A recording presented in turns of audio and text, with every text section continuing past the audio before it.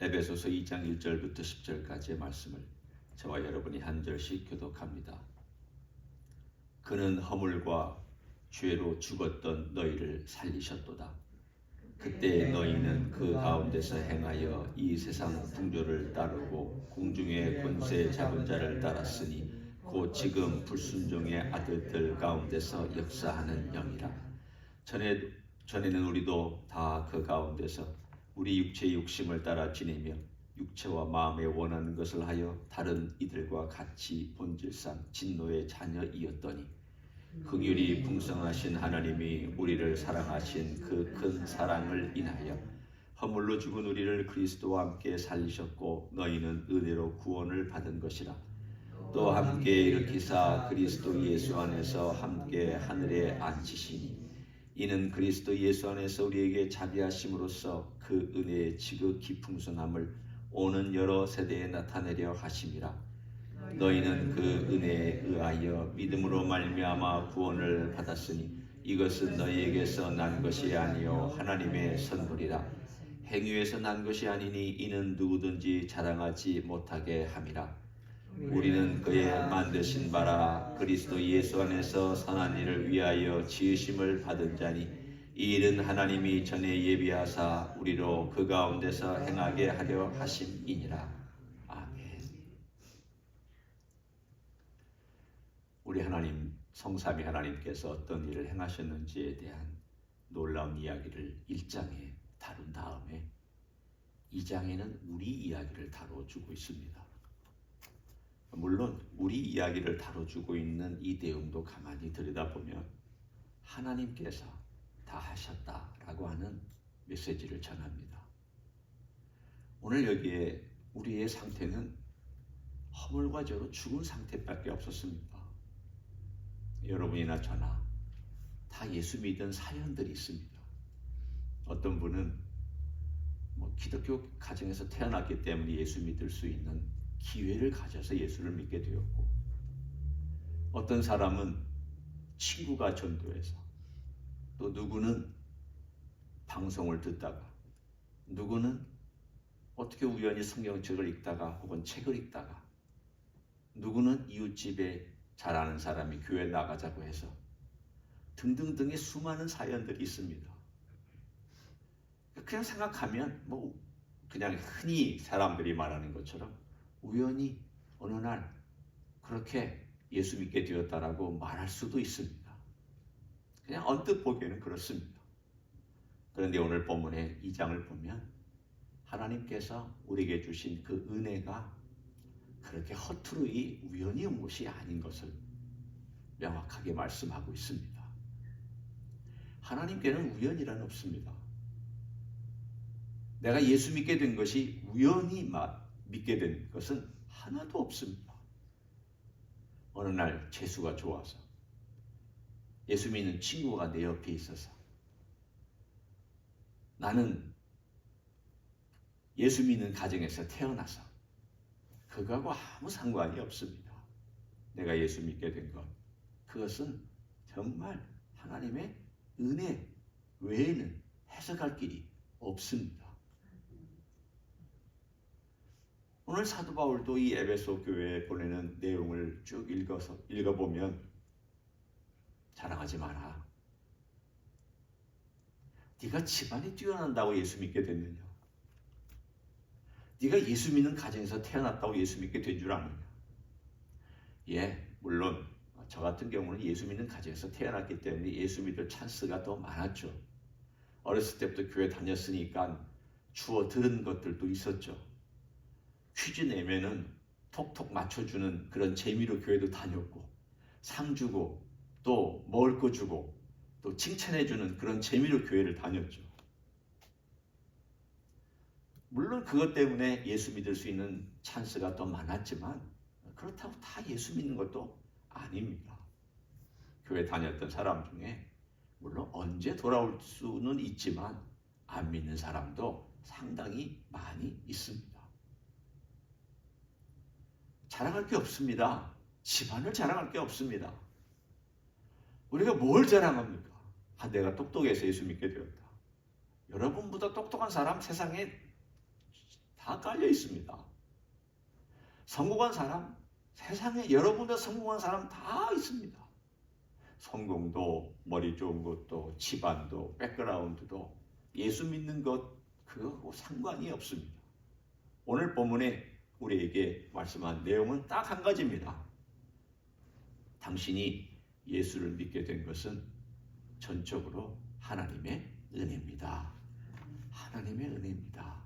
그 얘기를 오늘 이렇게 여러 가지 좀 우리가 읽을 때 이게 지금 무슨 말입니까? 간단하게 그 말입니다. 먼저 우리는 그 놀라운 이야기를 하면서 개인적인 이야기뿐만 아니라 교회에 대한 이야기까지 곁들여서 우리에게 하고 있습니다. 그러니까 여러분은 2장 1절부터 10절을 쭉 읽으시면서 우리가 예수 믿게 된 각각의 개인에게 주신 하나님의 은혜 때문에 우리가 예수 믿게 되었구나. 이것도 우리가 생각해야 되지만 또 한편으로는 교회에 대한 이야기가 여기 곁들여 있음을 우리는 절대 놓치지 말아야 됩니다. 자, 그러면 이 교회가 어떤 위치에 있으며 교회가 어떻게 해서 생겨난 거며 교회가 어느 정도의 신분을 가지고 있느냐, 이걸 함께 잠깐 살펴봅니다. 교회는 하나님의 사랑으로 인해 생겨난 것입니다. 여기에 그 출발을 4절에 이렇게 말씀합니다. 긍휼이 풍성하신 하나님이 우리를 사랑하신 그 큰 사랑. 자, 여러분이 이 한 절에 사랑과 관련된 단어가 몇 번 나오는지 헤아려 보십시오. 몇 번 나옵니까? 3번 나옵니다. 이 짧은 한 구절에 긍휼이 풍성하신 하나님이 우리를 사랑하신 그 큰 사랑을 인하여, 긍휼, 사랑하심, 그 큰 사랑. 이 짧은 한 구절에 지금 3단어를 사용하고 있습니다. 그 말은 이 사도 바울이 강조하고 싶은 마음이 오늘 이 단어에 집결되어 있고 집중되어 있다는 것을 말합니다.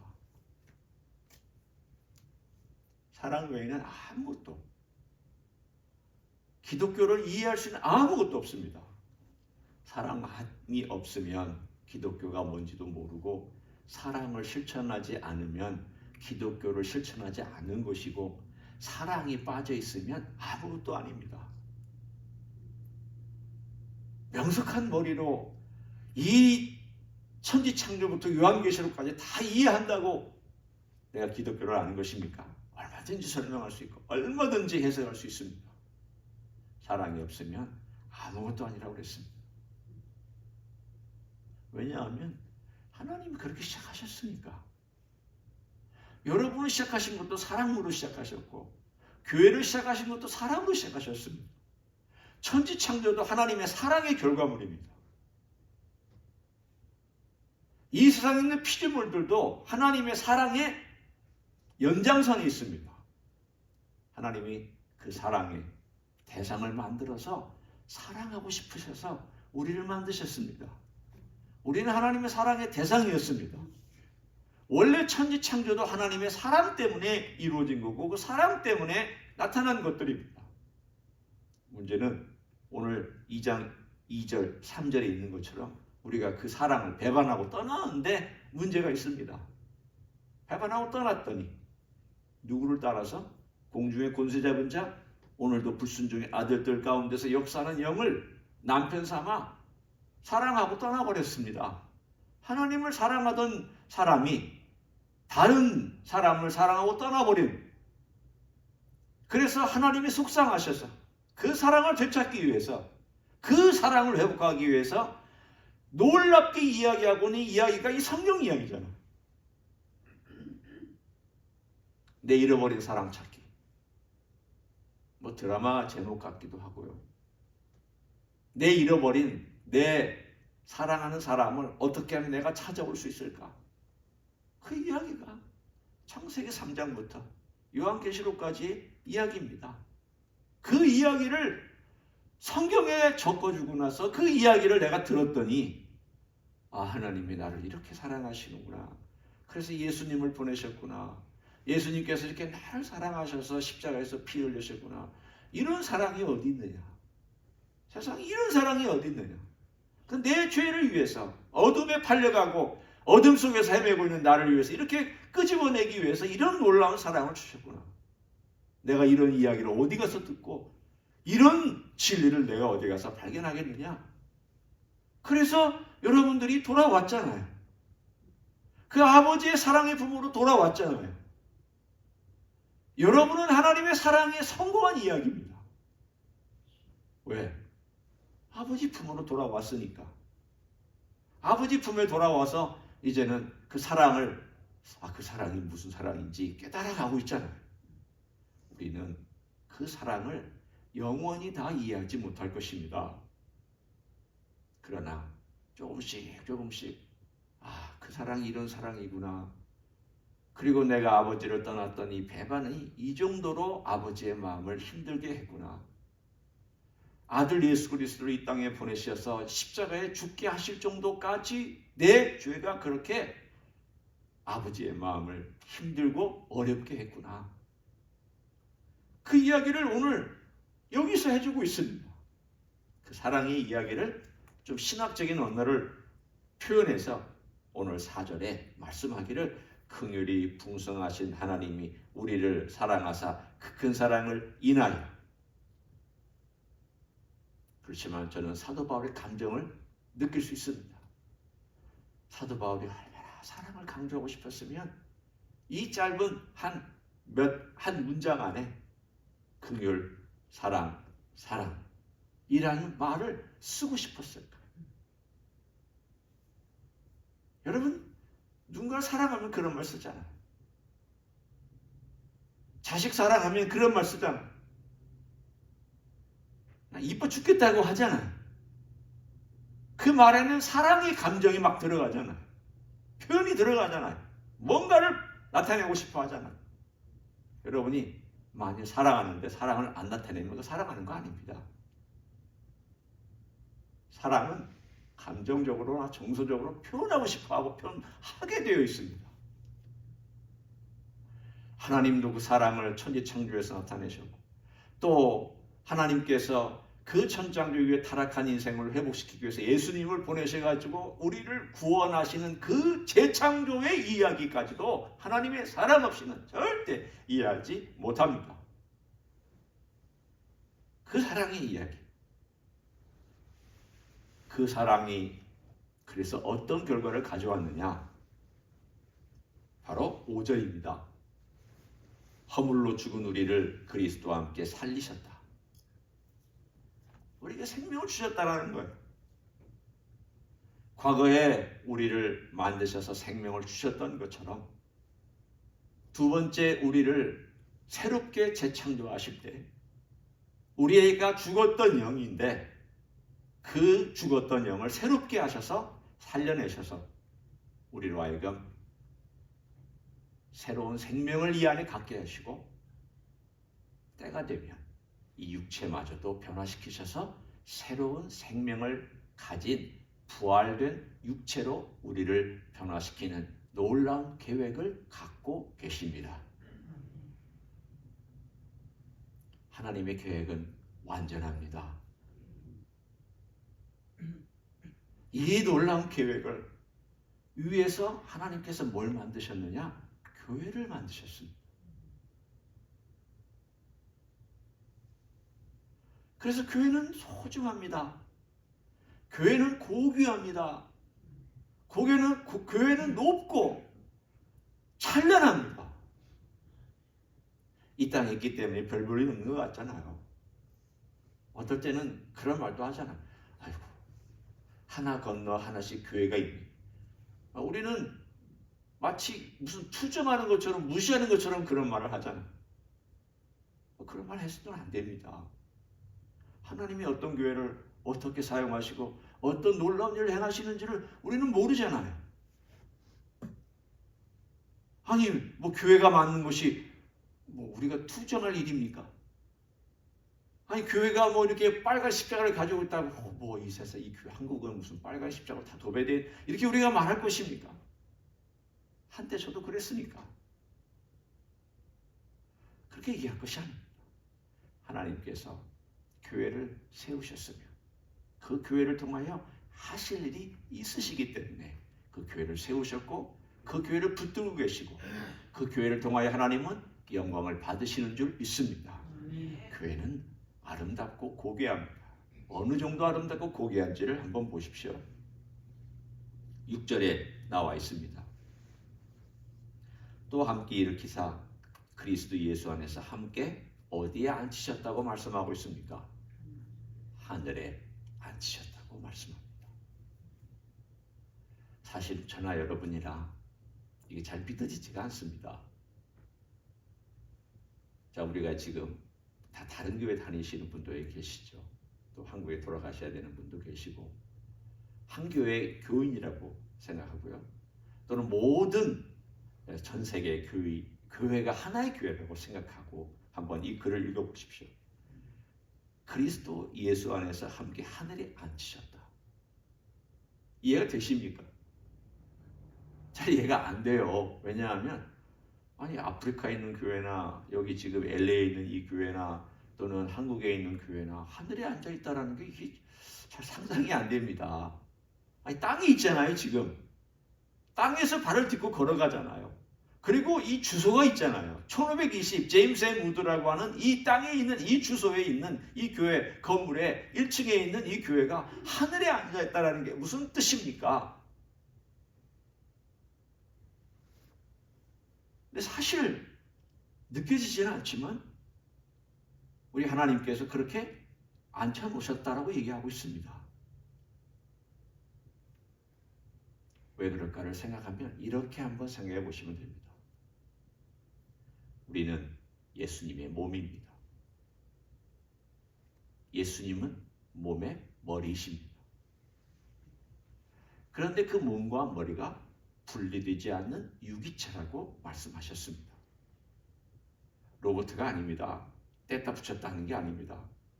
우리 머리는 몸으로부터 뗐다 붙였다 못합니다. 딱 붙어 있으면 한 몸입니다. 마찬가지로 예수님과 머리 대신 예수님과 몸된 우리가 유기체로 붙어 있습니다.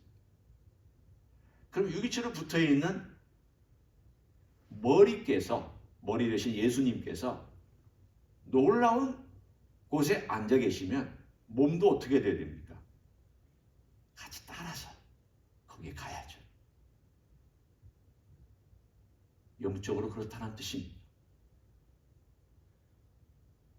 이게 사실은 잘 이해가 안 되고 어떻게 교회가 예수님과 함께 높은 곳에 앉아 있나 잘 분석도 안 되고 우리 이성으로는 좀 어렵습니다. 그러나 성경이 분명히 얘기하고 있잖아요. 하늘에 앉힌다. 우리를 하늘에 앉혀 있다. 예수님을 앉힌 게 아니에요. 우리를 앉혔다는 거예요. 교회를 앉혔다는 겁니다.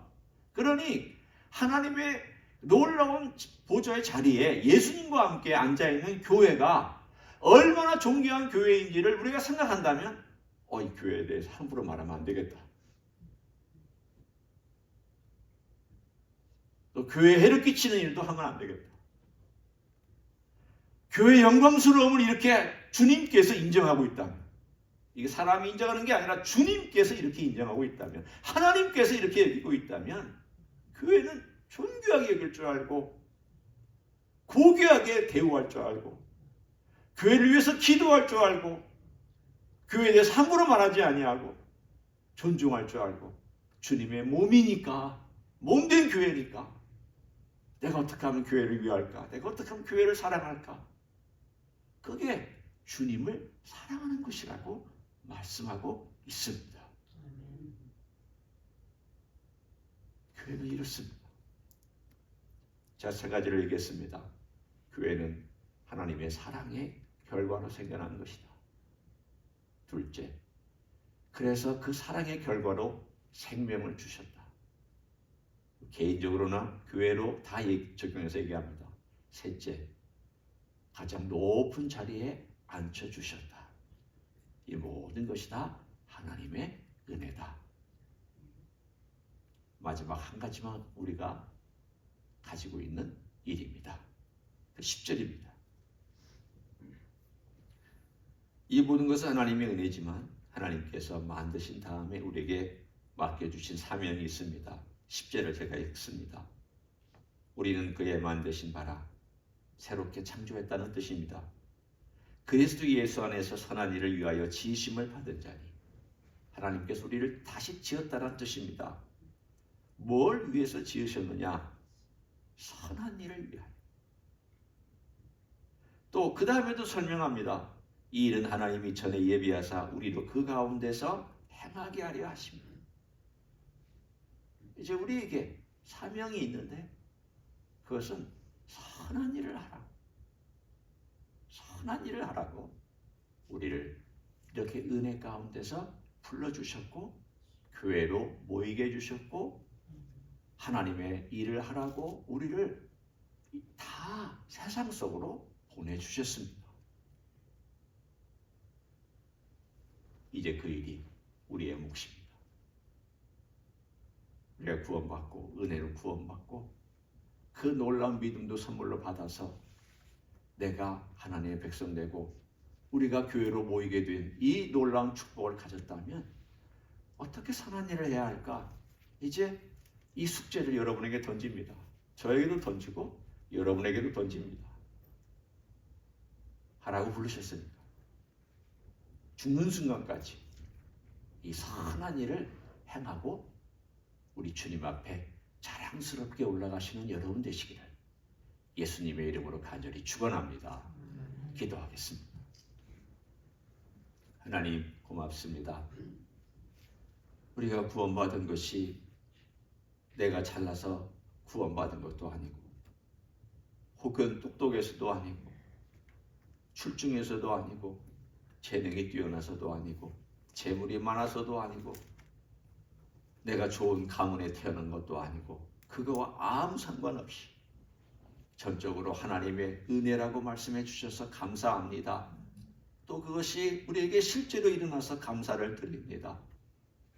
어둠과 죄악과 허물로 가득했던 조선 땅에 선교사들을 보내주시고 헌신된 하나님의 종들을 보내주셔서 복음이 온 한반도에 퍼져나갈 수 있도록 은혜를 베풀어 주셨습니다.